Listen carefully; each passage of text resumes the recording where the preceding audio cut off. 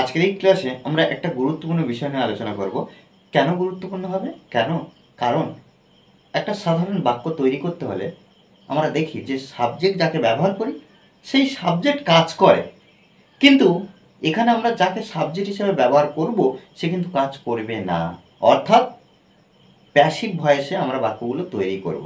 দেখো এখানে বাক্যগুলো, তোমাকে এখানে আসতে বলা হয়েছিল, মোবাইলটি বিক্রি করা হয়েছিল, সমস্যাটি সমাধান করা হয়েছিল, কাজটি সম্পন্ন করা হয়েছিল, গাড়িটি ক্রয় করা হয়েছিল।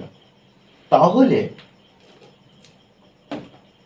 তোমাকে আসতে বলা হয়েছিল, এখানে এই যে তোমাকে আসতে বলা হয়েছে, কিন্তু বলেছে কে? সাবজেক্টটাকে। যে বলেছে সেই সাবজেক্ট, কিন্তু এখানে আমরা যে সাবজেক্ট হিসেবে ব্যবহার করব সে কিন্তু নিজে কিছু করছে না। যেমন কি, মোবাইলটি বিক্রি করা হয়েছিল, তাহলে এখানে এটাই তো সাবজেক্ট, এখানে এই বাক্যের সাবজেক্ট, এখানে সাবজেক্ট। তাহলে মোবাইলটি কি একা একা বিক্রি হয়ে গেছে? না, মোবাইলটিকে বিক্রি করা হয়েছিল। এগুলো সব প্যাসিভ ভয়েস। Passive voice.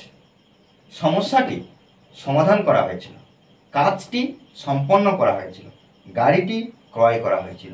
তাহলে দেখো, তোমাকে এখানে আসতে বলা হয়েছিল, তাহলে প্রত্যেকটা বাক্য কোনো কিছু কাউকে কোনো কিছু বলা হয়েছিল সেই হিসাবে থাকলে আমরা দেখব ফার্স্টে আমি সাবজেক্ট বসাবো। অর্থাৎ দেখো এখানে প্রত্যেকটা কিন্তু সাবজেক্ট নয়, কিন্তু এই যে বাক্যটা আমরা সাবজেক্ট হিসাবে ধরছি, কিন্তু অর্থাৎ প্যাসিভে আমরা তো বাক্যটি প্রত্যেকটা বাক্য ট্রান্সলেট করব, এখানে সাবজেক্ট হিসাবে প্রত্যেকটা ধরবো, সেই হিসেবে আমরা কিন্তু সাবজেক্ট লিখছি।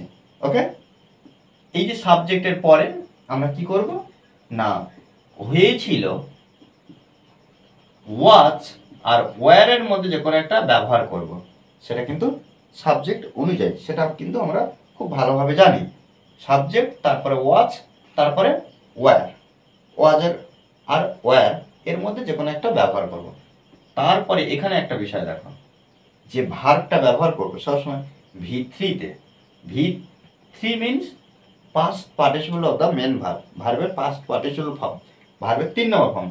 যদি আমরা ডু ভার্ব দেখি, এই যে ডু ভার্ব দেখি, এই যে ডু V1, ডিড V2 আর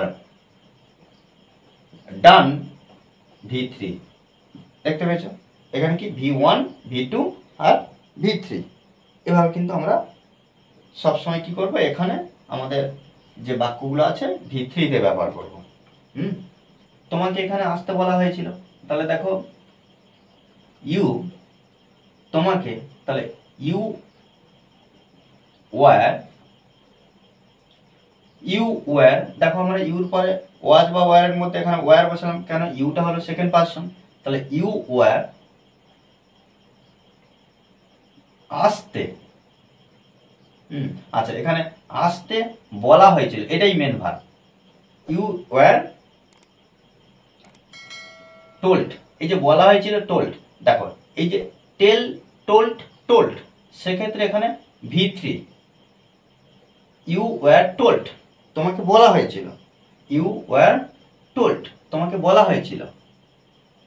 আসতে, দেখো আসা হলো মূল ভার্ব, কিন্তু আসতে এই তে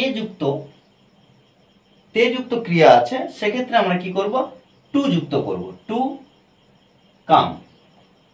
দেখো তাহলে you were told to come, তোমাকে আসতে বলা হয়েছিল। তোমাকে বলা হয়েছিল টু কাম, আসতে। কোথায়? এখানে, হিয়ার। হিয়ার। ওকে, তাহলে you were told to come here, তোমাকে এখানে আসতে বলা হয়েছিল। ওকে, মোবাইলটি বিক্রি করা হয়েছিল, তাহলে এখানে আমরা লিখতে পারি তো দা মোবাইল ওয়াচ, আচ্ছা বিক্রি করা ইংরাজি কি? সেল, কিন্তু এখানে আমরা যেহেতু V3 ব্যবহার করব, সোল্ড। দেখো দ্য মোবাইল ওয়াজ সোল্ড, মোবাইলটি বিক্রি করা হয়েছিল। সমস্যাটি সমাধান করা হয়েছিল, তাহলে এখানে দেখো দ্য প্রবলেম, সমস্যাটি ওয়াচ সলভড। দেখো এখানে কিন্তু V3, এটা কিন্তু আমাদের মাথায় রাখতে হবে। এখানে এটাও কিন্তু V3। ওকে, কাজটি সম্পন্ন করা হয়েছিল, তাহলে এখানে দা ওয়ার্ক ওয়াজ ডান। এখানে সম্পন্ন করা হয়েছিল, এখানে ডান ব্যবহার করতে পারা যায়, আবার কি ফিনিশড, শেষ করা হয়েছিল বা সম্পন্ন করা হয়েছিল, ফিনিশডও ব্যবহার করলেও কোনো অসুবিধা নেই। গাড়িটি ক্রয় করা হয়েছিল, তাহলে এখানে কি ক্রয় মানে কি কেনা হয়েছিল, তাহলে the car watch BOUGHT bought. Buy মানে কেনা, তো বাই বট বাই বট V3টা বসালাম, এখানে V3টা বসালাম। দেখো এভাবে কিন্তু আমাদের অনবরত প্র্যাকটিস করতে হবে। আর এই ধরনের বাক্য আমরা যত পাবো তখন আমরা ইংলিশে ট্রান্সলেট করতে পারবো। মনে রাখতে হবে যে এগুলো প্যাসিভে কিন্তু আমরা তৈরি করলাম। আর স্পোকেন ইংলিশের ক্ষেত্রে সবথেকে গুরুত্বপূর্ণ এই যে প্যাসিভে, এটাও কিন্তু খুব গুরুত্বপূর্ণ। ওকে, আর এই ক্লাসটি যদি ভালো লাগে অবশ্যই লাইক কমেন্ট শেয়ার, আর যারা এখনো পর্যন্ত এই চ্যানেলটি সাবস্ক্রাইব করেননি তারা অবশ্যই চ্যানেলটি সাবস্ক্রাইব করে পাশে থাকবেন। Okay, thanks for watching this video.